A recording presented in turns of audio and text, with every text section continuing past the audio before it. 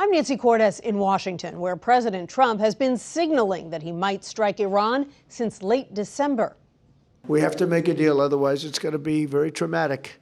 Trump sent his son-in-law, Jared Kushner, and his longtime friend Steve Witkoff to negotiate with Iranian leaders over their nuclear program, which was all but demolished in bunker-busting strikes last June. Iran's key nuclear enrichment facilities have been completely and totally obliterated. On Friday, the Iranians said negotiations were going well, but Trump told me he felt differently. I'm not happy with the fact that they're not willing to give us what we have to have, so I'm not thrilled with that. The U.S. strikes began 14 hours later. Trump, who killed an agreement to rein in Iran's nuclear program in his first term, now says the heavy and pinpoint bombing will continue uninterrupted throughout the week, or as long as necessary, to achieve peace. I took us out of all these wars.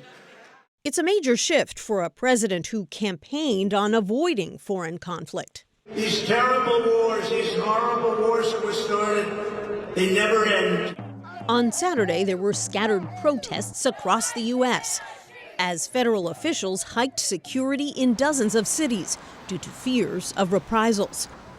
Democrats argued the strikes aren't worth the risk to American lives. Massachusetts Congressman Seth Moulton is an Iraq War veteran. He doesn't have a plan.